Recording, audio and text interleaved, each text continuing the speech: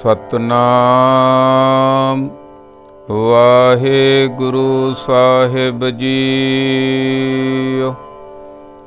बाणी नाम देओ जियो की, राम कली घर पहला एक ओंकार सतगुर प्रसाद। आनीले कागद काटीले गुडी, आकाश मदे भरमियले। पंच जना स्यों बात बतौआ, चीत सो डोरी राखियले। आनीले कागद काटीले गुडी, आकाश मदे भरमियले। पंच जना स्यों बात बतौआ, चीत सो डोरी राखियले। मन राम नामा बेदियले, जैसे कनक कला चित मांडियले। रहाओ आनीले कुंभ पराइले उदक, राजकुआर पुरंदरिये। हस्त विनोद विचार करती है, चीत सो गागर राखियले। मंदिर एक द्वार 10 जाके, गऊ चरावन छाडियले। 5 कोस पर गऊ चरावत, चीत सो बछरा राखियले। कहत नाम देव सुनो तलोचन, बालक पालन पौडियले। अंतर बाहर काज विरुद्धि, चीत सो बारक राखियले। कहत नाम देव सुनो तलोचन, बालक पालन पौडियले। अंतर बाहर काज विरुद्धि, चीत सो बारक राखियले।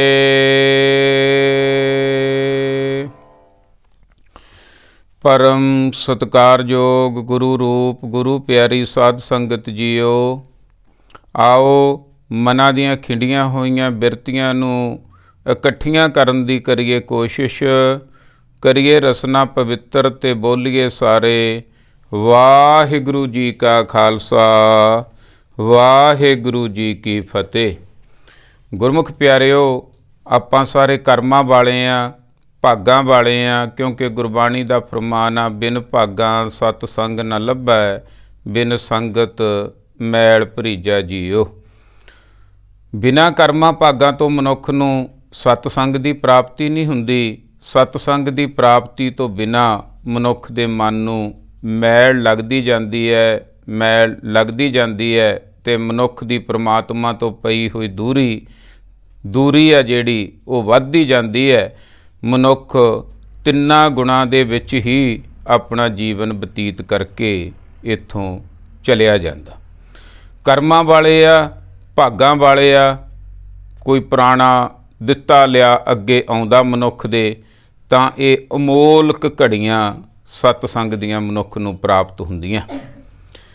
ते सतसंग दे विचों मनुख नूं अपने आप दा पता लगदा, मैं कित्थों आया, की करन आया, की मैं वो काम करदा या नहीं करदा, ते कित्थे चलिया जाना, मुड़ के वापस आउणा कि नहीं आउणा, नरक की है, स्वर्ग की है, नाम की है, माया की है, हौमे की है, 5 रोग किहड़े आ, ये सारा ज्ञान ध्यान सानू गुरु दे लड़ लग के शब्द दी विचार करन दे नाल गुरमुख प्यारिओ पता लगदा।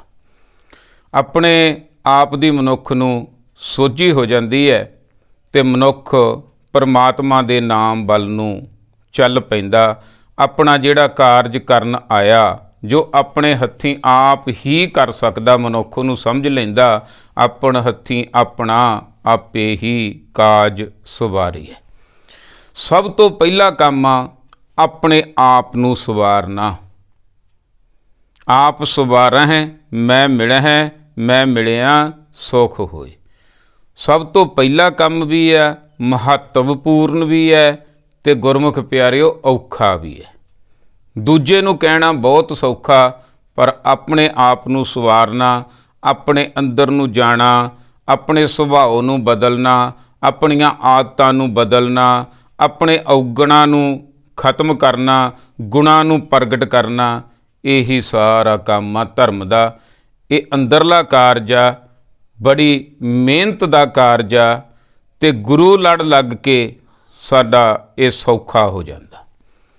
ਕਿਉਂਕਿ ਅਸਲ ਧਰਮੀ ਹੋਣਾ ਆਤਮਾ ਤੇ ਪ੍ਰਮਾਤਮਾ ਦਾ ਵਿਛੋੜਾ ਪਿਆ ਹੋਇਆ। ਲਿਵ ਛੁੜਕੀ ਲੱਗੀ ਤ੍ਰਿਸ਼ਨਾ, ਮਾਇਆ ਅਮਰ ਵਰਤਾਇਆ। ਮਾਇਆ ਦੇ ਹੁਕਮ ਦੇ ਵਿੱਚ, ਮਾਇਆ ਦੇ ਦੇਸ਼ ਦੇ ਵਿੱਚ ਮਨੁੱਖ ਆ ਗਿਆ। ਇੱਥੇ ਮਨ ਮਾਇਆਵਾਦੀ ਵਿਚਾਰਾਂ ਵਾਲਾ ਆ ਕੇ ਬਣ ਜਾਂਦਾ। ਉਹ ਕਰਮਾਂ ਵਾਲੇ ਆ, ਭਾਗਾਂ ਵਾਲੇ ਆ, ਜਿਹੜੇ ਗੁਰੂ ਦੇ ਲੜ ਲੱਗ ਕੇ ਆਪਣੇ ਅੰਦਰਲਾ ਕਾਰਜ ਕਰ ਲੈਂਦੇ ਆ। ਸੋ ਆਪਾਂ ਨੂੰ ਇਹ ਸੁਭਾਗਾ ਅਮੋਲਕ ਸਮਾਂ ਪ੍ਰਾਪਤ ਹੋਇਆ ਗੁਰੂ ਦੇ ਚਰਨਾਂ ਦੇ ਵਿੱਚ ਬੈਠ ਕੇ ਗੁਰੂ ਦੀ ਬਾਣੀ ਨੂੰ ਸੁਣ ਕੇ ਆਪਣਾ ਅੰਦਰਲਾ ਕਾਰਜ ਕਰਨ ਦਾ। ਸੋ ਗੁਰੂ ਦਾ ਅਸੀਂ ਕੋਟਨ ਕੋਟ ਵਾਰ ਧੰਨਵਾਦ ਕਰਨਾ, ਜਿਨ੍ਹਾਂ ਦੀ ਕਿਰਪਾ ਦੇ ਨਾਲ, ਪ੍ਰਮਾਤਮਾ ਦੀ ਕਿਰਪਾ ਦੀ ਪਹਿਲੀ ਨਿਸ਼ਾਨੀ ਹੈ ਗੁਰੂ ਪ੍ਰਾਪਤ ਹੋਣਾ। ਗੂ ਤੋਂ ਭਾਵ ਹਨੇਰਾ, ਰੂ ਤੋਂ ਭਾਵ ਚਾਨਣ। ਤੇ ਨਾਮ ਕਿੱਥੋਂ ਪ੍ਰਾਪਤ ਹੁੰਦਾ? ਗੁਰੂ ਤੋਂ। ਗੁਰੂ ਸਾਡੇ ਕੌਣ ਆ? ਧੰਨ ਸ੍ਰੀ ਗੁਰੂ ਗ੍ਰੰਥ ਸਾਹਿਬ ਜੀ। ਗੁਰੂ ਗੋਬਿੰਦ ਸਿੰਘ ਸੱਚੇ ਪਾਤਸ਼ਾਹ ਜੀ ਨੇ ਕੀ ਹੁਕਮ ਦਿੱਤਾ ਆਪਾਂ ਨੂੰ ਸਾਰਿਆਂ ਨੂੰ? ਭਾਈ ਕਿ ਆਗਿਆ ਭਈ ਅਕਾਲ ਕੀ ਤਬੈ ਚਲਾਇਓ ਪੰਥ, ਸਭ ਸਿੱਖਨ ਕੋ ਹੁਕਮ ਹੈ ਗੁਰੂ ਮਾਨਿਓ ਗ੍ਰੰਥ। ਗੁਰੂ ਗ੍ਰੰਥ ਜੀ ਮਾਨਿਓ, ਪ੍ਰਗਟ ਗੁਰਾਂ ਕੀ ਦੇਹ, ਜੋ ਪ੍ਰਭ ਕੋ ਮਿਲ ਬੋਚ ਹੈ ਖੋਜ ਸ਼ਬਦ ਮੈਂ ਲੇ। ਪ੍ਰਗਟ ਹੋ ਕੇ ਗੁਰੂ ਜੀ ਗਿਆਨ ਦਿੰਦੇ ਹੁੰਦੇ ਆ ਤੇ ਅਸੀਂ ਸਮੇਤ ਮੇਰੇ ਸਾਰਿਆਂ ਨੇ ਬੜੀ ਸ਼ਰਧਾ ਭਾਵਨਾ ਦੇ ਨਾਲ ਇੱਕ ਇੱਕ ਗੱਲ ਨੂੰ ਸਰਵਣ ਕਰਨਾ, ਤਾਂ ਕਿ ਸਾਡੇ ਅੰਦਰੋਂ ਉਹ ਦੂਰੀ ਜਿਹੜੀ ਪ੍ਰਮਾਤਮਾ ਤੋਂ ਪਈ ਹੋਈ ਆ ਉਹ ਖਤਮ ਹੋ ਜਾਵੇ, ਆਤਮਾ ਤੇ ਪ੍ਰਮਾਤਮਾ ਦਾ ਮਿਲਾਪ ਹੋ ਜਾਵੇ, ਸਾਡਾ ਆਵਾਗਮਨ ਜੰਮਣਾ ਮਰਨਾ ਖਤਮ ਹੋ ਜਾਵੇ ਤੇ ਸਾਨੂੰ ਮੁਕਤੀ ਦੀ ਪ੍ਰਾਪਤੀ ਹੋ ਜਾਵੇ, ਚੰਗਾ ਸਾਡਾ ਜੀਵਨ ਬਣ ਜਾਵੇ। ਇਸ ਕਰਕੇ ਗੁਰੂ ਦੇ ਬੋਲਾਂ ਨੂੰ, ਗੁਰੂ ਦੇ ਗਿਆਨ ਨੂੰ ਇੱਕ ਸਿੱਖ ਵਾਸਤੇ ਸੁਣਨਾ ਬਹੁਤ ਹੀ ਜ਼ਰੂਰੀ ਹੈ। ਕਿਉਂਕਿ ਸੁਣਿਆ ਮੰਨਿਆ ਮਨ ਕੀਤਾ ਭਾਓ, ਅੰਤਰਗਤ ਤੀਰਥ ਮਲ ਨਾਓ। ਅੰਦਰ ਹੀ ਇੱਕ ਤੀਰਥ ਪੈਦਾ ਹੋ ਜਾਂਦਾ, ਉਹਦੇ ਵਿੱਚ ਮਨ ਇਸ਼ਨਾਨ ਕਰ ਲੈਂਦਾ। ਜਦੋਂ ਮਨ ਸਵਰ ਗਿਆ ਤੇ ਸਮਝ ਲਓ ਮਨੁੱਖ ਸਵਰ ਗਿਆ, ਮਨ ਵਿਗੜ ਗਿਆ ਤੇ ਸਮਝ ਲਓ ਮਨੁੱਖ ਵਿਗੜ ਗਿਆ। ਕਿਉਂਕਿ ਮਨ ਦੇ ਸਿਰ 'ਤੇ ਹੀ ਸਾਰਾ ਮਨੁੱਖ ਦਾ ਦਾਰੋ ਮਦਾਰ ਆ। ਆਓ ਅੱਜ ਦੇ ਸ਼ਬਦ ਦੇ ਵਿੱਚ ਗੁਰੂ ਗ੍ਰੰਥ ਸਾਹਿਬ ਸੱਚੇ ਪਾਤਸ਼ਾਹ ਸਾਨੂੰ ਕੀ ਸਮਝਾ ਰਹੇ ਹਨ? ਮਨ ਬਿਰਤੀਆਂ ਕਾਗਰ ਕਰਕੇ ਸਰਵਣ ਕਰੀਏ ਜੀ। ਬਾਣੀ ਨਾਮ ਦਿਓ ਜੀਓ ਕੀ। ਗੁਰਮੁਖ ਪਿਆਰਿਓ, 15 ਭਗਤਾਂ ਦੀ ਬਾਣੀ ਧੰਨ ਸ੍ਰੀ ਗੁਰੂ ਗ੍ਰੰਥ ਸਾਹਿਬ ਜੀ ਦੇ ਵਿੱਚ ਦਰਜ ਆ। ਸ੍ਰੀ ਗੁਰੂ ਨਾਨਕ ਦੇਵ ਸੱਚੇ ਪਾਤਸ਼ਾਹ ਜੀ ਸਿੱਖ ਧਰਮ ਦੇ ਮੋਢੀ ਜਦੋਂ ਪ੍ਰਚਾਰਕ ਦੌਰਿਆਂ 'ਤੇ ਗਏ, ਜਿਹੜੇ ਆਮ ਉਦਾਸੀਆਂ ਵੀ ਕਹਿ ਦਿੰਦੇ ਆਪਾਂ, ਪ੍ਰਚਾਰਕ ਦੌਰੇ ਵੀ ਕਹਿ ਦਿੰਦੇ ਆ, ਚਾਰੇ ਦਿਸ਼ਾਵਾਂ ਵੱਲ ਨੂੰ ਗਏ।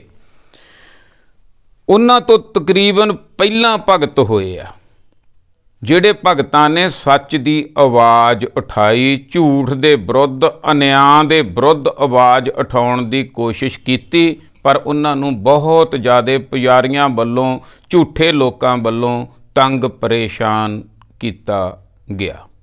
ਗੁਰੂ ਨਾਨਕ ਸੱਚੇ ਪਾਤਸ਼ਾਹ ਜੀ ਨੇ ਸਾਰੇ ਭਗਤਾਂ ਨੂੰ, 15 ਭਗਤਾਂ ਨੂੰ ਆਪਣੀ ਬੁੱਕਲ ਦੇ ਵਿੱਚ ਲਿਆ। ਜਾਂ ਆਪਾਂ ਇਹ ਕਹਿ ਲਈਏ ਵੀ ਭਗਤ ਜੁਗਨੂਆਂ ਦੀ ਤਰ੍ਹਾਂ, ਟਟਿਆਣਿਆਂ ਦੀ ਤਰ੍ਹਾਂ ਜਗ ਰਹੇ ਸਨ, ਪਰ ਕੋਈ ਪੇਸ਼ ਨਹੀਂ ਜਾ ਰਹੀ ਸੀ। ਪੁਜਾਰੀਵਾਦ ਦਾ ਇੰਨਾ ਜ਼ੋਰ ਸੀ, ਬੁਰਾਈ ਦਾ ਇੰਨਾ ਜ਼ੋਰ ਸੀ ਕਿ ਭਗਤਾਂ ਨੂੰ ਪਰੇਸ਼ਾਨ, ਤੰਗ ਕੀਤਾ ਜਾਣ ਲੱਗਿਆ। ਗੁਰੂ ਨਾਨਕ ਸੱਚੇ ਪਾਤਸ਼ਾਹ ਜੀ ਨੂੰ ਉਹਨਾਂ ਦੇ ਬੋਲ, ਉਹਨਾਂ ਦੀ ਵਿਚਾਰਧਾਰਾ ਬਹੁਤ ਵਧੀਆ ਲੱਗੀ। ਇਸੇ ਕਰਕੇ ਜਿਵੇਂ ਜਿਵੇਂ ਗਏ ਉਹਨਾਂ ਦੇ ਚੇਲੇ, ਗਾਂ ਪੋਤੇ ਚੇਲੇ, ਉਹਨਾਂ ਤੋਂ ਉਹ ਗੁਰਬਾਣੀ ਦਾ ਗਿਆਨ ਸੁਣਿਆ। ਪਰਮਾਤਮਾ ਅਕਾਲ ਪੁਰਖ ਦੀ ਗੱਲ ਲੱਗਿਆ ਗੁਰੂ ਨਾਨਕ ਸੱਚੇ ਪਾਤਸ਼ਾਹ ਜੀ ਨੂੰ ਕਿ ਪਰਮਾਤਮਾ ਦੀ ਗੱਲ ਕੀਤੀ ਗਈ ਹੈ, ਓਂਕਾਰ ਦੀ ਗੱਲ ਕੀਤੀ ਗਈ ਹੈ, ਅਤੇ ਉਹਨਾਂ ਦੀ ਸਾਰੀ ਬਾਣੀ ਆਪਣੇ ਨਾਲ ਲੈ ਆਏ। ਇਹ ਸਾਰਾ ਖਜ਼ਾਨਾ ਦੂਜੇ ਪਾਤਸ਼ਾਹ ਕੋਲ ਪਹੁੰਚਿਆ। ਫਿਰ ਤੀਜੇ ਪਾਤਸ਼ਾਹ, ਚੌਥੇ ਪਾਤਸ਼ਾਹ ਅਤੇ ਪੰਜਵੇਂ ਪਾਤਸ਼ਾਹ ਜੀ ਨੇ ਸਮੇਂ ਦੇ ਹਾਲਾਤਾਂ ਨੂੰ ਜਾਣਦੇ ਹੋਏ ਸਾਰੀ ਬਾਣੀ ਨੂੰ ਇਕੱਤਰ ਕਰਕੇ ਜੁਗੋ ਜੁਗ ਅਟਲ ਧੰਨ ਧੰਨ ਸ੍ਰੀ ਗੁਰੂ ਗ੍ਰੰਥ ਸਾਹਿਬ ਜੀ ਦੀ ਰਚਨਾ ਕਰ ਦਿੱਤੀ। ਹੁਣ ਸਾਨੂੰ ਸਿੱਖਾਂ ਨੂੰ ਗੁਰਬਾਣੀ ਦੇ ਲੜ ਲਾਇਆ। ਬਾਣੀ ਗੁਰੂ, ਗੁਰੂ ਹੈ ਬਾਣੀ, ਵਿੱਚ ਬਾਣੀ ਅੰਮ੍ਰਿਤ ਸਾਰੇ। ਗੁਰਬਾਣੀ ਕਹੈ ਸੇਵਕ ਜਨ ਮਾਨੈ, ਪ੍ਰਤੱਖ ਗੁਰੂ ਨਿਸਤਾਰੇ। ਪ੍ਰਤੱਖ ਆ ਗੁਰੂ ਭਾਈ, ਅਤੇ ਸੇਵਕ ਨੇ ਮੰਨਣਾ, ਗੁਰੂ ਨੇ ਸਮਝਾਉਣਾ ਹੁੰਦਾ। ਸੋ ਪੰਜਵੇਂ ਪਾਤਸ਼ਾਹ ਜੀ ਨੇ ਬੜੀ ਸੁੰਦਰ ਰਚਨਾ ਕੀਤੀ ਧੰਨ ਸ੍ਰੀ ਗੁਰੂ ਗ੍ਰੰਥ ਸਾਹਿਬ ਸੱਚੇ ਪਾਤਸ਼ਾਹ ਜੀ ਦੀ। ਅਤੇ ਇੱਥੇ ਹੁਣ ਬਾਣੀ ਨਾਮਦੇਵ ਜੀ ਕੀ। ਭਗਤ ਨਾਮਦੇਵ ਜੀ ਜੋ ਮਹਾਰਾਸ਼ਟਰ ਤੋਂ ਹੋਏ ਆ, ਉਹਨਾਂ ਦਾ ਤਕਰੀਬਨ ਜੀਵਨ ਕਾਲ ਜਿਹੜਾ 1270 ਤੋਂ ਲੈ ਕੇ 1350 ਤੱਕ ਬਣਦਾ। ਉਹਨਾਂ ਨੂੰ ਮਾਣ ਸਤਿਕਾਰ ਬਖਸ਼ ਰਹੇ ਹਨ ਦੁਨੀਆ ਵੱਲੋਂ। ਉਹ ਛੋਟੀ ਜਾਤ ਦੇ ਸਨ, ਪਰ ਗੁਰੂ ਨਾਨਕ ਸੱਚੇ ਪਾਤਸ਼ਾਹ ਜਿਨ੍ਹਾਂ ਦੀ ਨਿਗਾਹ ਹੀ ਐਸੀ ਸਵੱਲੀ ਹੈ ਵੀ ਉੱਥੇ ਬਾਹਰਲਾ ਜਿਹੜਾ ਤਕੜਾ ਮਾੜਾਪਣ ਨਹੀਂ ਦੇਖਿਆ ਜਾਂਦਾ, ਬਸ ਅੰਦਰਲੀ ਸੱਚ ਦੀ ਗੱਲ ਦੇਖੀ ਜਾਂਦੀ ਹੈ, ਕਿਹਦੇ ਅੰਦਰ ਸੱਚ ਹੈ। ਪੰਜਵੇਂ ਪਾਤਸ਼ਾਹ ਜੀ ਭਗਤ ਨਾਮਦੇਵ ਜੀ ਨੂੰ ਸਤਿਕਾਰ ਦਿੰਦੇ ਹੋਏ ਲਿਖ ਰਹੇ ਹਨ ਬਾਣੀ ਨਾਮਦੇਵ ਜੀਓ ਕੀ। ਰਾਮ ਕਲੀ ਮਹੱਲਾ ਤੀਜਾ। ਰਾਮ ਕਲੀ ਰਾਗ ਹੈ ਜੀ 31 ਰਾਗਾਂ ਦੇ ਵਿੱਚੋਂ ਘਰ ਪਹਿਲਾ। ਪਹਿਲੇ ਘਰ ਵਿੱਚ ਸ਼ਬਦ ਦੀ ਜਿਹੜੀ ਆ ਗਾਉਣ ਦੀ ਤਕੀਦ ਕੀਤੀ ਜਾ ਰਹੀ ਹੈ। ਇੱਕ ਓੰਕਾਰ ਸਤਿਗੁਰ ਪ੍ਰਸਾਦ। ਇਹ ਸਭ ਤੋਂ ਵੱਡਾ ਨੁਕਤਾ ਭਾਈ। ਇੱਕ ਓੰਕਾਰ, ਉਹ ਪਰਮਾਤਮਾ ਅਕਾਲ ਪੁਰਖ ਵਾਹਿਗੁਰੂ ਅੱਲਾ ਬੀਠਲ ਗੋਡ, ਉਹ ਸਦਾ ਵਾਸਤੇ ਇੱਕ ਆ ਅਤੇ ਇੱਕੋ ਹੀ ਉਹਦੇ ਅਸੂਲ ਆ, ਬਾਰ-ਬਾਰ ਬਦਲਦੇ ਨਹੀਂ ਹੈ। ਸਦੀਆਂ ਲੰਘ ਜਾਂਦੀਆਂ, ਉਹੀ ਅਸੂਲ ਉਸੇ ਤਰ੍ਹਾਂ, ਚੰਦ ਉਸੇ ਤਰ੍ਹਾਂ, ਸੂਰਜ ਉਸੇ ਤਰ੍ਹਾਂ, ਧਰਤੀ ਉਸੇ ਤਰ੍ਹਾਂ, ਤਾਰੇ। ਇਹ ਇੱਕ ਓਂਕਾਰ ਦਾ ਹੀ ਸਾਰੇ ਬਾਸਾ ਭਾਈ। ਅਤੇ ਸਤਿਗੁਰ ਪ੍ਰਸਾਦ, ਗੁਰੂ ਦੀ ਕਿਰਪਾ ਨਾਲ ਉਹ ਪਰਮਾਤਮਾ ਦੀ ਪ੍ਰਾਪਤੀ ਹੁੰਦੀ ਹੈ। ਕਿੱਥੋਂ ਹੋਣੀ ਹੈ? ਅੰਦਰੋਂ ਹੋਣੀ ਹੈ। ਕਿਵੇਂ ਹੋਣੀ ਹੈ? ਗੁਰ ਪ੍ਰਸਾਦ ਦੇ ਰਾਹੀਂ ਹੋਣੀ ਹੈ। ਸਤਿਗੁਰ ਪ੍ਰਸਾਦ, ਸੱਚ ਦਾ ਗੁਰ ਪ੍ਰਾਪਤ ਕਰਨਾ, ਮੈਥਡ, ਤਰੀਕਾ। ਪਰਮਾਤਮਾ ਤੋਂ ਸਾਡੀ ਸੁਰਤ ਟੁੱਟੀ ਹੈ, ਹੁਣ ਉਹ ਕਿਵੇਂ ਜੁੜੇ, ਕਾਰਨ ਕੀ ਹੈ, ਉਹ ਤਰੀਕੇ ਨੂੰ ਜਾਣਨਾ ਗੁਰੂ ਤੋਂ ਪਤਾ ਲੱਗਦਾ ਭਾਈ। ਸਤਿਗੁਰ ਪ੍ਰਸਾਦ। ਇਸ ਕਰਕੇ ਪਰਮਾਤਮਾ ਇੱਕ ਆ, ਉਹ ਪਰਮਾਤਮਾ ਤੋਂ ਤੇਰੀ ਆਤਮਾ ਦਾ ਵਿਛੋੜਾ ਪਿਆ ਹੋਇਆ, ਗੁਰ ਪ੍ਰਸਾਦ ਦੇ ਰਾਹੀਂ ਉਹ ਵਿਛੋੜਾ ਤੂੰ ਖਤਮ ਕਰ ਸਕਦਾ ਭਾਈ। ਇਸ ਕਰਕੇ ਇੱਕ ਓੰਕਾਰ ਸਤਿਗੁਰ ਪ੍ਰਸਾਦ। ਹੁਣ ਸ਼ਬਦ ਨੂੰ ਚੰਗੀ ਤਰ੍ਹਾਂ ਸਮਝਣ ਦੇ ਵਾਸਤੇ ਕੁਝ ਨੁਕਤੇ ਹੁੰਦੇ ਆ ਗੁਰਮੁਖ ਪਿਆਰਿਓ। ਜਿਸ ਤਰ੍ਹਾਂ ਰਹਾਉ ਦੀ ਪੰਕਤੀ ਹੈ ਜਿਹੜੀ, ਉਹ ਸ਼ਬਦ ਦਾ ਸੈਂਟਰਲ ਆਈਡੀਆ ਹੁੰਦਾ। ਉਹ ਰਹਾਉ ਦੀ ਪੰਕਤੀ, ਰਹਾਉ ਜਿਹੜਾ ਲਿਖਿਆ ਹੁੰਦਾ, ਇਹ ਰਹਾਉ ਦਾ ਮਤਲਬ ਹੁੰਦਾ ਠਹਿਰੋ, ਸੋਚੋ, ਵਿਚਾਰੋ ਕਿ ਇਹ ਪਿੱਛੇ ਕੀ ਲਿਖਿਆ ਹੋਇਆ ਰਹਾਉ ਦੀ ਪੰਕਤੀ ਦੇ ਵਿੱਚ, ਉਹਦੇ ਆਲੇ ਦੁਆਲੇ ਹੀ ਸ਼ਬਦ ਨੇ ਘੁੰਮਣਾ ਹੁੰਦਾ, ਨਹੀਂ ਅਸੀਂ ਭੁਲੇਖਾ ਖਾ ਸਕਦੇ ਹਾਂ। ਰਹਾਉ ਦੀ ਪੰਕਤੀ ਹੈ ਜੀ, ਮਨ ਰਾਮ ਨਾਮਾ ਬੇਦੀਅਲੇ, ਐ ਮੇਰੇ ਮਨਾ ਰਾਮ ਦੇ ਨਾਮ ਨਾਲ ਬੰਨਿਆ ਜਾ। ਹੁਣ ਕਿੱਥੇ ਬੰਨਿਆ ਹੋਇਆ? ਮਾਇਆ ਦੇ ਨਾਲ, ਮਟੀਰੀਅਲ ਵਰਲਡ ਦੇ ਨਾਲ, ਸਰੀਰਾਂ ਦੇ ਨਾਲ। ਇੱਥੋਂ ਉੱਪਰ ਉੱਠ ਕੇ ਐ ਮੇਰੇ ਮਨਾ ਰਾਮ ਦੇ ਨਾਮ ਦੇ ਨਾਲ ਬੰਨਿਆ ਜਾ। ਤਾਂ ਜਾਂ ਆਪਣੇ ਮਨ ਨੂੰ ਭਾਈ ਰਾਮ ਦੇ ਨਾਮ ਨਾਲ ਬੰਨ੍ਹ ਲਓ। ਮਨ ਸਮਝਾਵਣ ਕਾਰਨੇ ਕਛੂਕ ਪੜ੍ਹੀਐ ਗਿਆਨ, ਗੁਰਬਾਣੀ ਨਾਲ ਬੰਨ੍ਹ ਲਓ ਭਾਈ। ਕਿਸ ਤਰ੍ਹਾਂ ਬੰਨਿਆ ਜਾ ਸਕਦਾ ਜੀ? ਜੈਸੇ ਕਨਕ ਕਲਾ ਚਿੱਤ ਮਾਂਡੀਅਲੇ ਰਹਾਓ। ਜੈਸੇ, ਜਿਸ ਤਰ੍ਹਾਂ ਕਨਕ ਹੁੰਦਾ ਸੋਨਾ, ਕਲਾ ਹੁੰਦੀ ਹੈ ਕਲਾਕਾਰੀ। ਸੋਨੇ ਨੂੰ ਬਣਾਉਣ ਵਾਲੇ ਵੀਰ ਕੋਲੇ ਕਲਾਕਾਰੀ ਬਹੁਤ ਜ਼ਿਆਦਾ ਹੁੰਦੀ ਹੈ, ਉਹਦੇ ਕੋਲੇ ਧਿਆਨ ਬਹੁਤ ਹੁੰਦਾ, ਧਿਆਨ ਟਿਕਾਉਂਦਾ। ਪਰ ਉਹਦੀ ਕਲਾਕਾਰੀ, ਥੋੜ੍ਹਾ ਜਿਹਾ ਇਹ ਵੀ ਨਾਲ ਧਿਆਨ ਰੱਖਿਓ ਵੀ ਕਲਾਕਾਰੀ ਉਹਦੇ ਕੋਲੇ ਆਉਂਦੀ ਕਿੱਥੋਂ ਆ। ਕਲਾਕਾਰੀ ਉਹ ਸਿੱਖਦਾ। ਇਸੇ ਤਰ੍ਹਾਂ ਅਸੀਂ ਵੀ ਸਿੱਖ ਬਣਨਾ, ਅਸੀਂ ਵੀ ਸੱਚ ਦੀ ਕਲਾਕਾਰੀ ਨੂੰ ਸਿੱਖਣਾ। ਜਿਵੇਂ ਉਹ ਧਿਆਨ ਲਾਉਂਦਾ, ਸੋਨਾ ਦਾ ਇੱਕ ਨਿੱਕਾ ਜਿਹਾ ਕਿਣਕਾ ਵੀ ਨਹੀਂ ਆਸੇ ਪਾਸੇ ਜਾਣ ਦਿੰਦਾ, ਅਤੇ ਨਾਲ ਗੱਲਾਂ ਵੀ ਉਰੇ ਪਰੇ ਕਰੀ ਜਾਂਦਾ। ਅਤੇ ਅਸੀਂ ਵੀ ਸਿੱਖਦੇ ਸਿੱਖਦੇ ਜਿਵੇਂ ਉਹ ਵੀਰ 5-4 ਸਾਲ ਲਾ ਕੇ ਮਾਹਰ ਹੋ ਜਾਂਦਾ ਗਹਿਣੇ ਬਣਾਉਣ ਦੇ, ਘੜਨ ਦੇ, ਅਸੀਂ ਵੀ ਇਸੇ ਤਰ੍ਹਾਂ ਉਨਾ ਸਮਾਂ ਲਾ ਕੇ ਗੁਰੂ ਦੇ ਕੋਲ ਬੈਠ ਕੇ ਇਹ ਕਲਾ ਸਿੱਖਣੀ ਆ ਕਿ ਕਿਵੇਂ ਪ੍ਰਮਾਤਮਾ ਦੇ ਨਾਲ ਚਿੱਤ ਜੋੜਿਆ ਜਾ ਸਕਦਾ, ਕਿਵੇਂ ਅਸੀਂ ਅੰਦਰੋਂ ਜੁੜ ਸਕਦੇ ਹਾਂ। ਇਹ ਸਿੱਖਣ ਦੀ ਕਲਾ, ਇਹ ਅਸੀਂ ਸਿੱਖਣੀ ਹੈ। ਅਸੀਂ ਗੁਰੂ ਨੇ ਇਹ ਮੱਤ ਦੇਣੀ ਆ ਅਤੇ ਅਸੀਂ ਲੈਣੀ ਆ ਬੱਚਿਆਂ ਦੇ ਵਾਂਗੂ। ਇਹ ਬੈਠ ਕੇ ਕੰਮ ਹੋਣਾ। ਆਹ ਗੱਲ ਆ ਭਾਈ। ਮਨ ਰਾਮ ਨਾਮਾ ਬੇਦੀ ਅਲੇ, ਜੈਸੇ ਕਨਕ ਕਲਾ ਚਿੱਤ ਮਾਂਡੀ ਅਲੇ। ਜਿਵੇਂ ਉਹ ਜਿਹੜਾ ਕਲਾਕਾਰ ਵਾਹਿਗੁਰੂ ਹੁੰਦਾ, ਮਿਸਤਰੀ ਹੁੰਦਾ ਜਿਹੜਾ ਸੋਨੇ ਦਾ, ਉਹਦਾ ਚਿੱਤ, ਉਹਦਾ ਅੰਦਰਲਾ ਮਨ, ਭਾਵ ਕਿ ਪਹਿਲੇ ਨੰਬਰ 'ਤੇ ਉਹਦਾ ਸੋਨੇ ਦਾ ਕੰਮ ਹੁੰਦਾ, ਆਲੇ ਦੁਆਲੇ ਗੱਲਾਂ ਵੀ ਕਰੀ ਜਾਂਦਾ। ਜਾਂ ਆਪਾਂ ਐਂ ਕਹਿ ਲਈਏ ਵੀ ਪਹਿਲਾ ਕੰਮ ਡਰਾਈਵਰ ਦਾ ਗੱਡੀ ਚਲਾਉਣਾ ਹੁੰਦਾ, ਆਲੇ ਦੁਆਲੇ ਗੱਲਾਂ ਵੀ ਸਵਾਰੀਆਂ ਨਾਲ ਕਰੀ ਜਾਂਦਾ, ਟੇਪ ਵੀ ਲਾ ਲੈਂਦਾ, ਕਦੇ ਕੁਛ ਕਰ, ਭਾਵ ਕਿ ਉਹ ਸਿੱਖ ਗਿਆ, ਉਹਦੇ ਚਿੱਤ 'ਚ ਵਸ ਗਿਆ। ਹੁਣ ਜਦੋਂ ਸਾਡੇ ਅੰਦਰ ਨਾਮ ਵਸ ਜੂ, ਅਸੀਂ ਬਾਹਰ ਕਲਾਕਾਰੀਆਂ ਕਰਾਂਗੇ, ਬਾਹਰ ਦੁਨੀਆ ਦੇ ਨਾਲ, ਦੁਨੀਆ ਸੇ ਮੇਰਾ ਠਾਠਾ ਬਾਗਾ, ਅਤੇ ਇੱਕਦਮ ਚਿੱਤ ਆ ਜਿਹੜਾ ਉਹ ਅੰਦਰ ਜੁੜ ਜਾਵੇਗਾ। ਗੱਲ ਆਹਾ ਅਸਲ ਦੇ ਵਿੱਚ ਸਿੱਖਣ ਦੀ। ਅਤੇ ਹੋਰ ਸਮਝਾ ਰਹੇ ਹਨ ਕਿ ਨਾਮ ਕੀ ਹੈ। ਨਾਮ ਦਾ ਮਤਲਬ ਹੈ ਟਿਕਣਾ, ਜਪ ਦਾ ਅਰਥ ਹੈ ਜਾਣਨਾ। ਉਹ ਪ੍ਰਮਾਤਮਾ ਅਕਾਲ ਪੁਰਖ ਵਾਹਿਗੁਰੂ ਤੋਂ ਸਾਡਾ ਵਿਛੋੜਾ ਪਿਆ ਹੋਇਆ।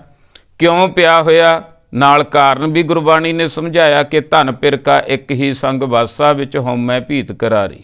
ਹਉਮੈ ਦੀਰਘ ਰੋਗ ਹੈ, ਦਾਰੂ ਵੀ ਇਸ ਮਾਹੇ। ਹਉਮੈ ਨਾਵੈ ਨਾਲ ਵਿਰੋਧ ਹੈ, ਦੋਏ ਨਾ ਬਸੇ ਇਕਠਾਏ। ਸਾਰਾ ਕਾਰਨ ਕੀ ਹੈ ਮਨੁੱਖ ਦੇ ਵਿਗਾੜ ਦਾ? ਹਉਮੈ।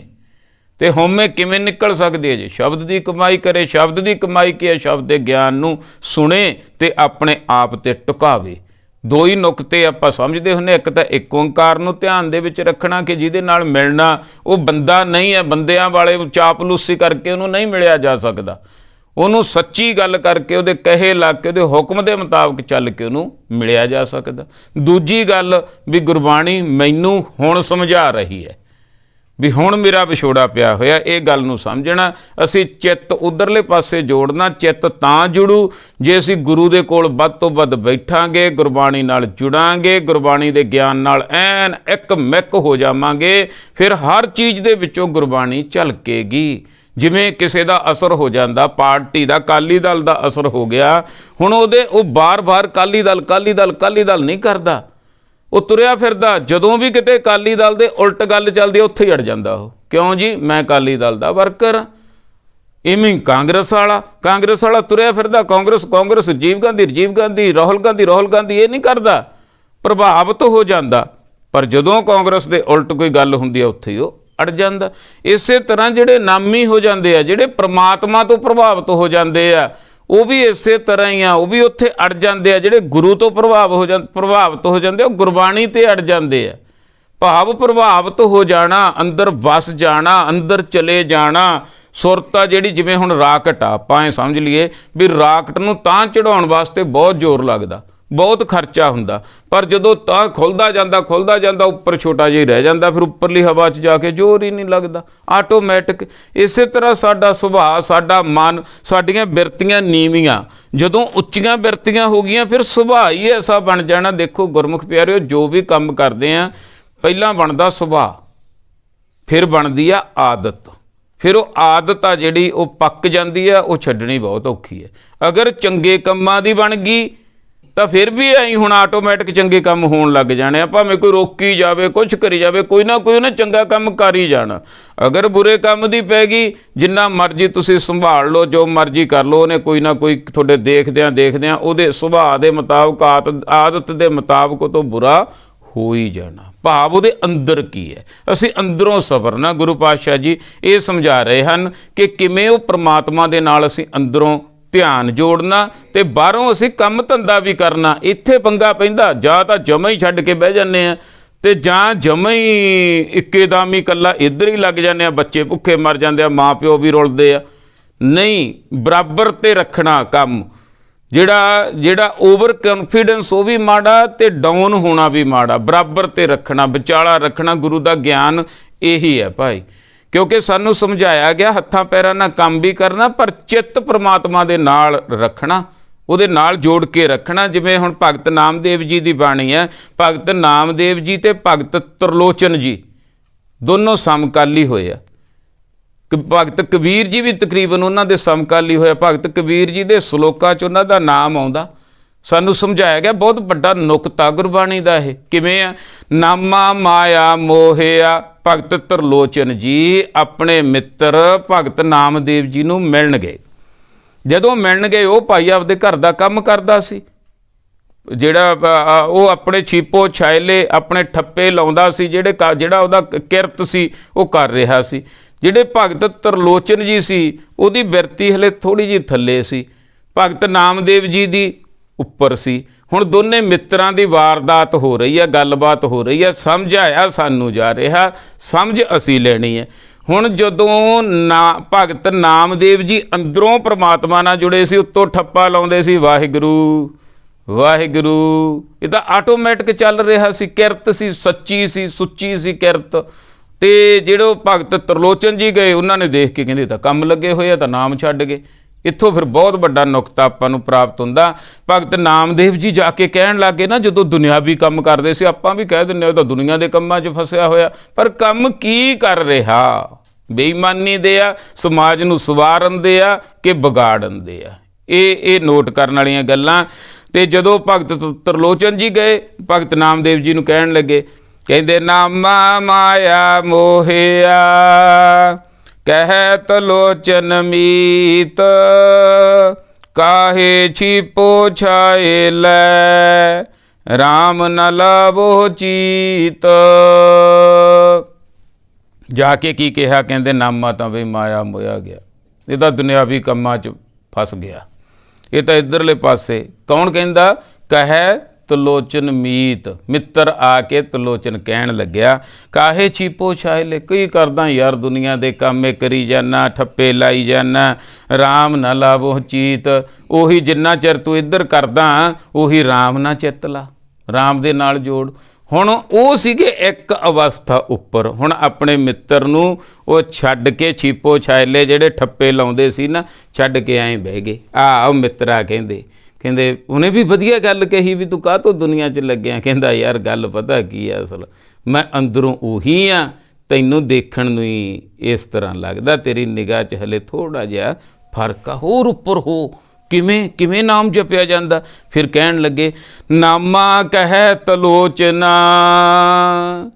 ਭਗਤ ਨਾਮਦੇਵ ਜੀ ਕਹਿੰਦੇ ਮਿੱਤਰ, ਪਹਿਲਾਂ ਕਿਹਾ ਸੀ ਨਾ ਮਿੱਤਰ ਤਰਲੋਚਨ ਨੇ ਵੀ ਤੂੰ ਇੱਧਰ ਲੱਗਿਆ ਹੋਇਆ। ਕਹਿੰਦੇ ਨਾਮਾ ਕਹਿ ਤਲੋਚਨਾ, ਮੁਖ ਤੇ ਰਾਮ ਸੰਭਾਲ। ਉਹ ਰਾਮ ਦੇ ਨਾਮ ਤਾਂ ਮੈਂ ਮੁਖ ਤੋਂ ਲੈਣਾ, ਉਹ ਤਾਂ ਮੇਰੇ ਦਿਲ 'ਚ ਸੰਭਾਲਿਆ ਹੋਇਆ। ਹਾਥ ਪਾਉ ਕਰ ਕਾਮ ਸਭ ਚੀਤ ਨਰੰਜਨ ਨਾਲ। ਦੁਨੀਆ ਦੇ ਕੰਮ ਨਹੀਂ ਛੱਡਣੇ ਭਾਈ, ਕਿਰਤ ਕਰਨੀ ਸਾਨੂੰ ਦੱਸਿਆ ਬਾਬੇ ਨਾਨਕ ਨੇ। ਆਪ ਹਲ ਵਾਹਿਆ, ਕਿਰਤ ਕੀਤੀ। ਨਹੀਂ ਅਸੀਂ ਪੁਜਾਰੀ ਬਿਰਤੀ ਦੇ ਬਣ ਜਾਵਾਂਗੇ, ਪੂਜਾ ਦੇ ਧਾਨ ਤੇ ਪਣ ਲੱਗ ਜਾਵਾਂਗੇ, ਸਾਡੇ ਅੰਦਰ ਨਾਮ ਨਹੀਂ ਜਾਵੇਗਾ, ਸਾਡੇ ਅੰਦਰ ਹਉਮੈ ਚਲੀ ਜਾਵੇਗੀ, ਸਾਡਾ ਜੀਵਨ ਖਰਾਬ ਹੋ ਜਾਵੇਗਾ। ਕੰਮ ਧੰਦਾ ਵੀ ਕਰਨਾ ਤੇ ਉਹਦਾ ਨਾਮ ਵੀ ਜਪਣਾ, ਇਹ ਸਭ ਤੋਂ ਵੱਡਾ ਨੁਕਤਾ। ਹਾਥ ਪਾਉ ਕਰ ਕਾਮ ਸਭ ਚੀਤ ਨਰੰਜਨ ਨਾਲ, ਅੰਦਰੋਂ ਮੈਂ ਉਹ ਪ੍ਰਮਾਤਮਾ ਨਾਲ ਜੁੜਿਆ ਹੋਇਆ। ਤੇ ਹੁਣ ਵੀ ਇੱਥੇ ਉਹੀ ਸਮਝਾਇਆ ਜਾ ਰਿਹਾ, ਕਿਵੇਂ ਜੁੜਿਆ ਚਿੱਤ, ਕਿਵੇਂ ਤੁਸੀਂ ਜੀ ਅੰਦਰੋਂ ਜੁੜੇ ਹੋਏ ਤੇ ਬਾਹਰੋਂ ਕੰਮ ਕਰ ਰਹੇ ਸੀ। ਹੁਣ ਆਪਣਾ ਤਜਰਬਾ ਦੱਸ ਰਹੇ ਹਨ, ਜੇ ਅਸੀਂ ਧਿਆਨ ਨਾਲ ਸੁਣ ਲਿਆ ਤੇ ਅਸੀਂ ਨਾਮੀ ਹੋ ਜਾਵਾਂਗੇ। ਪਹਿਲੀ ਪੰਕਤੀ ਹੈ ਜੀ, ਆਨੀਲੇ ਕਾਗਦ ਕਾਟੀਲੇ ਗੂਡੀ। ਲਓ ਭਾਈ ਸੁਣੋ ਫਿਰ ਕਿਵੇਂ ਚਿੱਤ ਜੁੜਦਾ ਉਹ ਪ੍ਰਮਾਤਮਾ ਅਕਾਲ ਪੁਰਖ ਵਾਹਿਗੁਰੂ ਦੇ ਨਾਲ। ਉਦਾਹਰਨ ਤੋਂ ਬਿਨਾਂ ਸਮਝ ਨਹੀਂ ਆਉਂਦੀ ਸਾਨੂੰ, ਬਾਹਰ ਦੀ ਉਦਾਹਰਨ ਹੁੰਦੀ ਹੈ ਤੇ ਅੰਦਰ ਨੂੰ ਲੈ ਕੇ ਜਾਣਾ ਹੁੰਦਾ। ਦੇਖੋ ਭਾਈ ਗੁਰਮੁਖ ਪਿਆਰਿਓ, ਕਿਵੇਂ ਵੱਸਦਾ ਉਹ ਪ੍ਰਮਾਤਮਾ ਅਕਾਲ ਪੁਰਖ ਦਾ ਨਾਮ ਆ ਜਿਹੜਾ ਸਾਡੇ ਹਿਰਦੇ 'ਚ, ਕਿਵੇਂ ਵੱਸਦਾ, ਕਿਵੇਂ ਮਾਇਆ ਦਾ ਪ੍ਰਭਾਵ ਖਤਮ ਹੁੰਦਾ। ਇੱਕ ਉਦਾਹਰਨ ਆ ਭਾਈ, ਆਨੀਲੇ ਕਾਗਦ। ਬੱਚੇ ਆ ਕਾਗਜ਼ ਲਿਆਉਂਦੇ ਆ, ਤਾ ਲਿਆਏ ਆਨੀਲੇ ਕਾਗਦ, ਕਾਟੀਲੇ ਫਿਰ ਉਹਨੂੰ ਕੱਟਦੇ ਆ, ਗੁੱਡੀ ਫਿਰ ਉਹਦੀ ਗੁੱਡੀ ਬਣਾਉਂਦੇ ਆ। ਆਨੀਲੇ ਕਾਗਦ, ਕਾਗਦ ਲਿਆਂਦਾ ਬੱਚਿਆਂ ਨੇ, ਉਦੋਂ ਕਟਾਈ ਕੀਤੀ ਤੇ ਉਹਦੀ ਗੁੱਡੀ ਬਣਾਈ। ਪਹਿਲੀ ਗੱਲ ਤਾਂ ਇੱਥੋਂ ਵੀ ਧਿਆਨ ਕਰਨਾ ਵੀ ਵਾਧੂ ਕੱਟਤਾ ਤੇ ਗੁੱਡੀ ਤਾਂ ਚੜੀ, ਕੱਲਾ ਤਾਂ ਨਹੀਂ ਚੜਿਆ। ਇਸ ਕਰਕੇ ਵਾਧੂ ਕਰਮਕਾਂਡਾਂ ਦਾ ਭਾਰ ਅਸੀਂ ਜੇ ਗੁੱਡੀ ਚੜਾਉਣੀ ਆ ਆਪਦੀ ਤਾਂ ਪੂਰਾ ਸਾਈਜ਼ ਐਨ ਬਰਾਬਰ ਕਰਨਾ ਪਊਗਾ, ਆਲਤੂ ਫਾਲਤੂ ਜਿਹੜਾ ਕੱਟਣਾ ਪਊਗਾ। ਤੇ ਆਨੀਲੇ ਕਾਗਦ, ਕਾਟੀਲੇ ਗੁੱਡੀ, ਆਕਾਸ਼ ਮਦੇ ਭਰਮੀਲੇ।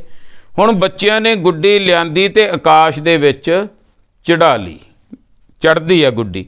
ਪੰਚ ਜਨਾ ਸਿਓ ਬਾਤ ਬਤਊਆ। ਹੁਣ ਬੱਚਾ ਗੁੱਡੀ ਚੜਾ ਕੇ ਜਾਂ ਗੁੱਡਾ ਕਹਿ ਲਈਏ ਜਾਂ ਪਤੰਗ ਕਹਿ ਲਈਏ, ਚੜਾ ਕੇ ਬਹਿ ਗਿਆ, ਐਨ ਚੜਿਆ ਹੋਇਆ ਤੇ ਹੱਥ 'ਚ ਉਹਦੇ ਡੋਰ ਆ, ਠੀਕ ਹੈ, ਗੁੱਡਾ ਉਹਦਾ ਚੜ ਰਿਹਾ। ਪਰ ਉਹ ਨਾਲ ਕਹਿੰਦੇ ਆਪਣੇ ਦੋਸਤਾਂ ਨਾਲ ਗੱਲਾਂ ਬਾਤਾਂ ਵੀ ਕਰੀ ਜਾਂਦਾ, ਵਿੱਚ ਹੀ ਉੱਧਰ ਐਂ ਤੁਣਕਾ ਮਾਰ ਦਿੰਦਾ, ਵਿੱਚ ਹੀ ਇੱਧਰ ਗੱਲਾਂ ਕਰਦਾ, ਜਾਂ 12 ਡੀਟੀ ਖੇਡੀ ਜਾਂਦਾ, ਜਾਂ ਤਾਸ਼ ਖੇਡੀ ਜਾਂਦਾ, ਜਾਂ ਊਂ ਬੈਠਾ ਗੱਲਾਂ ਕਰੀ ਜਾਂਦਾ। ਜਦੋਂ ਹੀ ਮਾੜਾ ਜਿਹਾ ਉੱਧਰ ਧਿਆਨ ਉੱਧਰ ਆ, ਉੱਧਰੋਂ ਮਾੜਾ ਜਿਹਾ ਡਿੱਗਦਾ, ਗੋਤਾ ਖਾਂਦਾ, ਉਦੋਂ ਹੀ ਧਿਆਨ ਉੱਧਰ ਚਲਿਆ ਜਾਂਦਾ, ਗੱਲਾਂ ਇੱਧਰ ਵੀ ਕਰਦਾ। ਪੰਚ ਜਨਾ ਸਿਓ ਬਾਤ ਬਤਊਆ, ਚੀਤ ਸੋ ਡੋਰੀ ਰਾਖੀਲੇ। ਦੇਖੋ ਭਾਈ, ਇਸ ਤਰ੍ਹਾਂ ਨਾਮ ਜਪਿਆ ਜਾਂਦਾ। ਇਹ ਆ ਨਾਮ ਅਸਲੀ। ਜਦੋਂ ਬਹਿ ਗਿਆ ਸਾਡੇ ਇਹਦੇ 'ਚ ਖਾਨੇ 'ਚ, ਐਂ ਹੋਣੀ ਆ ਸਾਡੇ ਨਾਲ। ਦੇਖੋ ਭਾਈ, ਬੱਚਾ ਆਉਂਦਾ ਗੁਰਮੁਖ ਪਿਆਰਿਓ, ਗੁੱਡੀ ਲਿਆਉਂਦਾ, ਕੱਟਦਾ, ਕੱਟ ਕੇ ਚੜਾ ਲੈਂਦਾ, ਚੜਾ ਕੇ ਉਹਦੇ ਡੋਰ ਹੱਥ 'ਚ ਆ, ਧਿਆਨ ਉਹਦਾ ਕਿੱਥੇ ਆ? ਗੁੱਡੀ 'ਚ, ਡੋਰ 'ਚ। ਤੇ ਬਾਕੀਆਂ ਨਾਲ ਬਾਤ ਬਤਊਆ ਵੀ ਕਰਦਾ, ਹਾਸੇ ਖੇਲੇ ਵੀ ਕਰਦਾ, ਗੱਲਾਂ ਬਾਤਾਂ ਵੀ ਕਰਦਾ, ਪਰ ਚਿੱਤ ਕਿੱਥੇ ਆ? ਗੁੱਡੀ ਨੂੰ ਥੱਲੇ ਨਹੀਂ ਆਉਣ ਦਿੰਦਾ, ਚਾੜੀ ਰੱਖਦਾ। ਐਂ ਨਾਮ ਜਪਣਾ ਸੀ। ਭਾਵ ਬਾਹਰਲੀ ਦੁਨੀਆ ਹੋਰ ਆ ਤੇ ਅੰਦਰਲੀ ਦੁਨੀਆ ਹੋਰ ਆ। ਮਨ ਰਾਮ ਨਾਮਾ ਬੇਦੀਅਲੇ। ਇਸ ਤਰ੍ਹਾਂ ਆਪਣੇ ਮਨ ਨੂੰ ਰਾਮ ਦੇ ਨਾਮ ਨਾਲ ਬੰਨ੍ਹਣਾ ਭਾਈ, ਗੁਰੂ ਦੇ ਰਾਹੀਂ। ਜੈਸੇ ਕਨਕ ਕਲਾ ਚਿਤ ਮਾਂਡੀਅਲੇ। ਜਿਵੇਂ ਕਲਾਕਾਰ ਇੱਕ ਸੋਨੇ ਦਾ ਜਿਹੜਾ ਵੀਰ ਆ, ਆਪਣਾ ਕਾਰੀਗਰ ਆ, ਉਹ ਚਿੱਤ ਜੋੜ ਕੇ ਰੱਖਦਾ। ਇਸ ਤਰ੍ਹਾਂ ਗੁਰੂ ਨਾਲ, ਗੁਰੂ ਨੂੰ ਸੁਣਦਿਆਂ ਸੁਣਦਿਆਂ, ਗੁਰੂ ਦੀ ਬਾਣੀ ਨੂੰ ਪੜ੍ਹਦਿਆਂ ਪੜ੍ਹਦਿਆਂ, ਆਪਣੇ ਉੱਪਰ ਟਿਕਾਉਂਦਿਆਂ ਇੰਨਾ ਅੰਦਰ ਜਾਣੀ ਕਿ ਮਤਲਬ ਚਿੱਤ ਸਾਡਾ ਜੁੜ ਜਾਵੇ, ਜਿਵੇਂ ਉਸ ਵੀਰ ਦਾ ਜੁੜਿਆ ਜਾਂ ਉਸ ਬੱਚੇ ਦਾ ਜੁੜਿਆ ਹੋਇਆ। ਰਹਾਓ, ਕਾਰੀਗਰ ਦਾ, ਸੁਨਿਆਰੇ ਦਾ, ਜਾਂ ਬੱਚੇ ਦਾ ਗੁੱਡੀ ਚੜਾਉਣ ਵਾਲੇ ਦਾ। ਦੋ ਉਦਾਹਰਨਾਂ ਹੋ ਗਈਆਂ। ਅੱਗੇ ਹੈ ਜੀ, ਆਨੀਲੇ ਕੁੰਭ ਭਰਾਈਲੇ ਊਦਕ, ਰਾਜਕੁਆਰ ਪੁਰੰਦਰੀਏ। ਅੱਗੇ ਸਮਝਾ ਰਹੇ ਹਨ ਭਗਤ ਨਾਮਦੇਵ ਜੀ। ਦੇਖੋ ਭਾਈ, ਆਨੀਲੇ ਕੁੰਭ, ਜਿਵੇਂ ਉਹ ਬੱਚੇ ਗੁੱਡੀ ਲਿਆਏ ਸੀ, ਆਨੀਲੇ ਕੁੰਭ ਹੁੰਦਾ ਘੜਾ, ਕੁੜੀਆਂ ਹੁੰਦੀਆਂ 71। ਹੁਣ ਗੱਲਾਂ ਹੋਰ ਆ, ਉਸ ਸਮੇਂ ਸੀ ਜਦੋਂ ਕੁੜੀਆਂ ਪਾਣੀ ਲੈਣ ਜਾਂਦੀਆਂ ਸੀ। ਆਨੀਲੇ ਕੁੰਭ, ਭੈਣੋ ਆਓ ਚੱਲੀਏ ਪਾਣੀ ਲੈਣ ਫਲਾਣੇ ਖੂਹ ਤੋਂ, ਕਿਲੋਮੀਟਰ 2-2 ਕਿਲੋਮੀਟਰ ਜਾਣਾ ਪੈਂਦਾ ਸੀ। ਉਹ ਕੁੰਭ ਲਿਆਉਂਦੀਆਂ, ਘੜੇ ਲਿਆਉਂਦੀਆਂ, ਘੜੇ ਆਪਦੇ ਟਿਕਾ ਲੈਂਦੀਆਂ। ਭਰਾਈਲੇ ਊਦਕ, ਖੂਹ 'ਤੇ ਜਾਂਦੀਆਂ, ਜਾ ਕੇ ਭਰ ਲਿਆਉਂਦੀਆਂ, ਭਰ ਕੇ ਇਹਨੂੰ ਦੇ ਉੱਪਰ ਰੱਖ ਕੇ, ਕਈ ਤਾਂ 2-2 ਵੀ ਰੱਖ ਲੈਂਦੀਆਂ ਸੀ ਬੀਬੀਆਂ ਪਹਿਲਾਂ, ਤੇ ਕਈ ਇੱਕ ਰੱਖਦੀਆਂ। ਤੇ ਆਮ ਤੌਰ 'ਤੇ ਕਈ ਬੀਬੀਆਂ ਇਹ ਵੀ ਦੇਖਿਆ ਹੋਣਾ ਵੀ ਗੋਹੇ ਕੂੜੇ ਦੇ ਟੋਕਰੇ ਨੂੰ ਵੀ ਹੱਥ ਛੱਡ ਕੇ ਲਈ ਜਾਂਦੀਆਂ ਹੁੰਦੀਆਂ।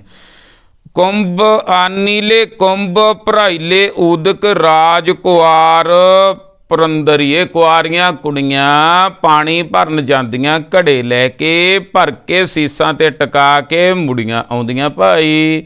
ਫਿਰ ਜੀ, ਹਸਤ ਬਨੋਦ ਵਿਚਾਰ ਕਰਤੀ ਹੈ।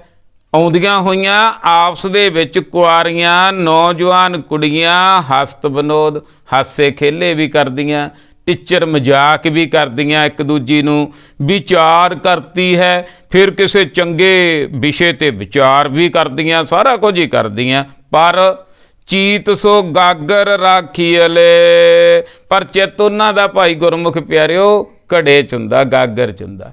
ਆਉਂਦੀਆਂ, ਚੱਕਦੀਆਂ, ਤੁਰਦੀਆਂ, ਹੱਸਦੀਆਂ, ਖੇਲਦੀਆਂ, ਇੱਕ ਦੂਜੀ ਨਾਲ ਮਜ਼ਾਕ ਕਰਦੀਆਂ, ਪਰ ਘੜਾ ਨਹੀਂ ਡੁੱਲਣ ਦਿੰਦੀਆਂ। ਦੇਖੋ ਭਾਈ, ਚਿੱਤ ਉੱਧਰ ਆ। ਐਂ ਨਾਮ ਜਪਿਆ ਜਾਂਦਾ। ਦੁਨੀਆ ਦੇ ਵਿੱਚ ਰਹਿਣਾ ਵੀ ਆ, ਬਾਹਰੋਂ ਸੰਸਾਰ ਦੇ ਵਿੱਚ, ਤੇ ਅੰਦਰੋਂ ਨਿਰੰਕਾਰ ਦੇ ਵਿੱਚ ਸਾਡੀ ਸੁਰਤ ਜੁੜਨੀ ਚਾਹੀਦੀ ਹੈ।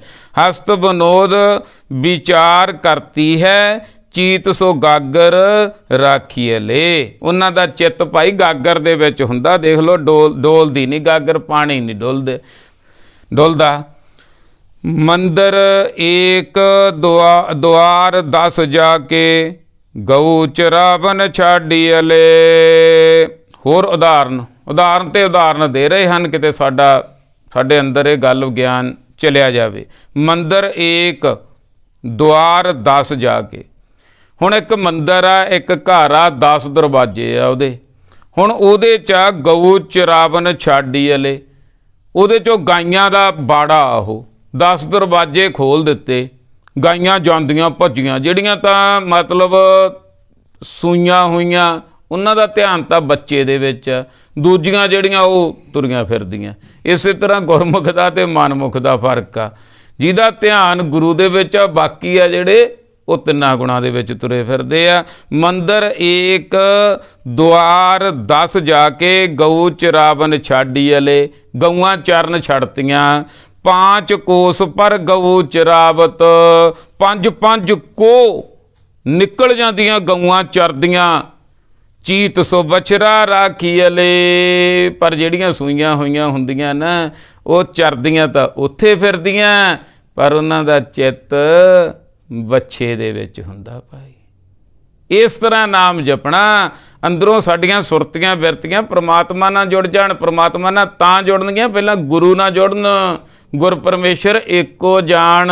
ਗੁਰਬਾਣੀ ਨਾਲ ਸਾਡੀ ਸੁਰਤ ਜੁੜੇ। ਗੁਰਬਾਣੀ ਨਾਲ ਤਾਂ ਜੁੜੂਗੀ ਜੇ ਗੁਰਬਾਣੀ ਨੂੰ ਪੜ੍ਹਾਂਗੇ, ਸੁਣਾਂਗੇ, ਸਮਝਾਂਗੇ, ਵੱਧ ਤੋਂ ਵੱਧ ਵਿਚਾਰ ਕਰਾਂਗੇ, ਤਾਂ ਸਾਡੇ ਉੱਪਰ ਇਹ ਪ੍ਰਭਾਵ ਪੈ ਜਾਊਗਾ ਭਾਈ। ਕਹਿਤ ਨਾਮ ਦਿਓ ਸੁਨੋ ਤਲੋਚਨ, ਬਾਲਕ ਪਾਲਨ ਪੌਡੀਅਲੇ।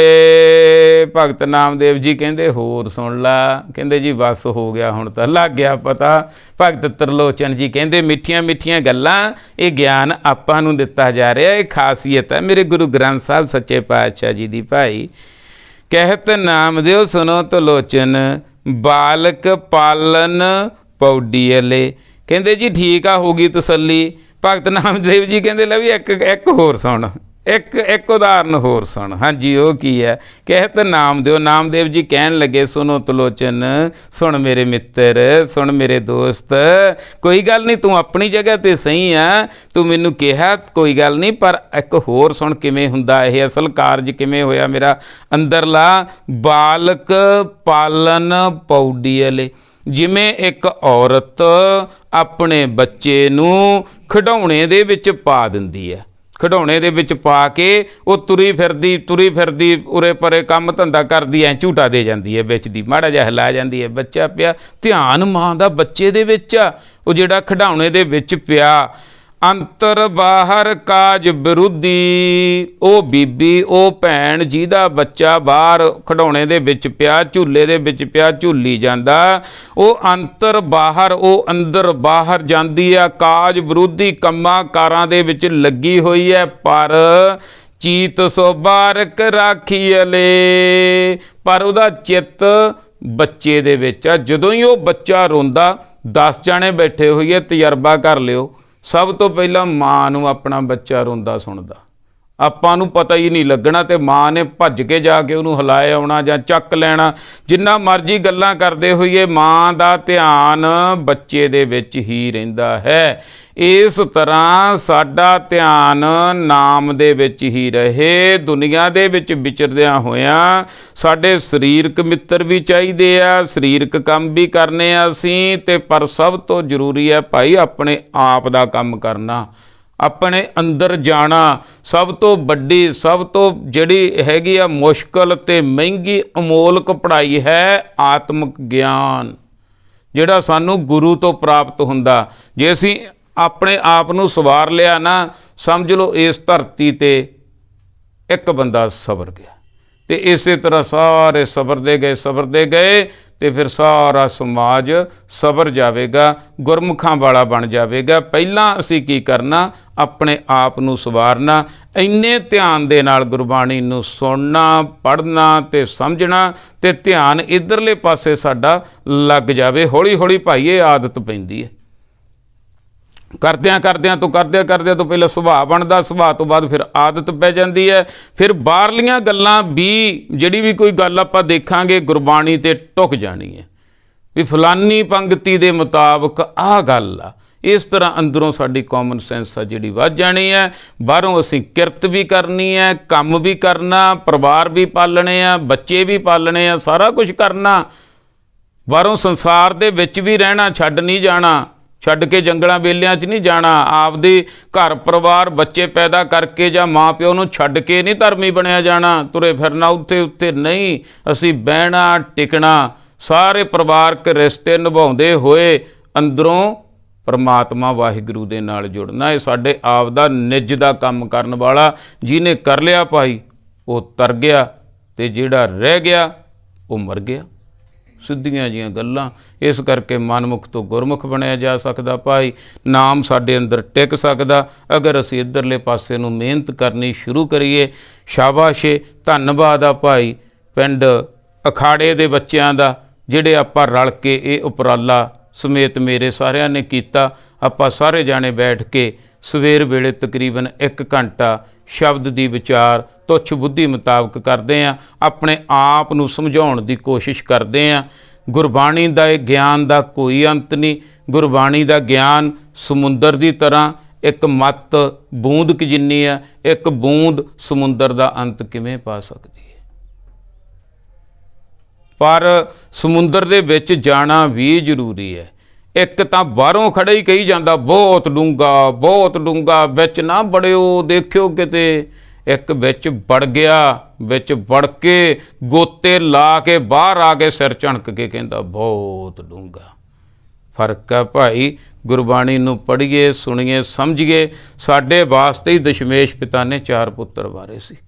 सानू ही कहा सी इन पुत्रन के शीस पे बार दिए सुत 4 मुए तो क्या हुआ जीवित कई हज़ार। सानू हज़ारां लखां नूं जिउंदे करके अपने पुत शहीद करा के ते साडे कोले है कि इस टाइम गुरु दे रूप दे विच ज्ञान।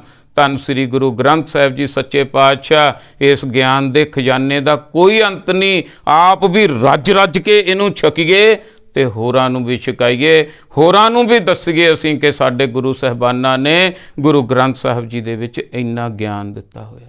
कोई भी लै सकदा, क्योंकि मन तो गुरबाणी गल करदी है मन दी, ते मन तो ही सारे दुखी है भाई। की गोरा की काला, मन समझ गया सब कुछ समझ गया।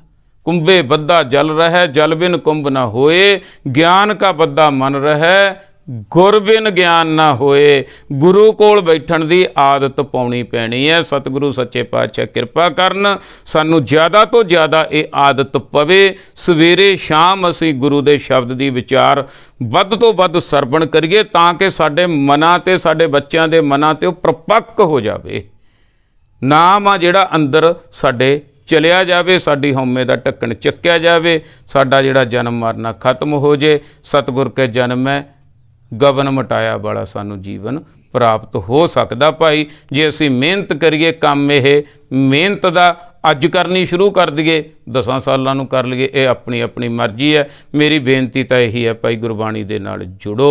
बस इक्को एक मेरा मकसद, इक्को एक निशाना, मेरी जिंदगी दा मनोरथ गुरबाणी दा प्रचार प्रसार। भाई आप गुरबाणी दे नाल जुड़ के देखो, मेरे ते बना रहो, खुद जुड़ो तो खुद देखो क्या आनंद आउंदा। किवें गुरुओं का सत्कार, गुरु ग्रंथ साहिब जी का सत्कार साडे दिल दे विच बैठदा। ये पढ़ के ही पता लगना, पढ़ के ही सत्कार बनना। किवें गुरु नूं हाज़र ते नाज़र समझा जा सकदा, ये सारियां गल्लां ज्ञान नहीं पता लगदे आ। ते ज्ञान तो बिना असीं कासे जोगे नहीं। अकली साहिब सेवी है, अकली पाई है मान, अकली पढ़ के बुझ गए ते अकली कीचै दान। सतगुरु सच्चे पातशाह तुसीं हाज़र नाज़र हो, अकल भी कित्थों लैनी है? अकल भी थोड़े कोलों लैनी है, तो अकल ही तो ये दिंदे आ। धनता दे जोग आ भाई, 1 घंटा सारे टाइम कढ़दे हो। सतगुरु सच्चे पातशाह किरपा करन, सारिਆਂ ਦੇ सिर ते मेहर भरिया हथ रखण।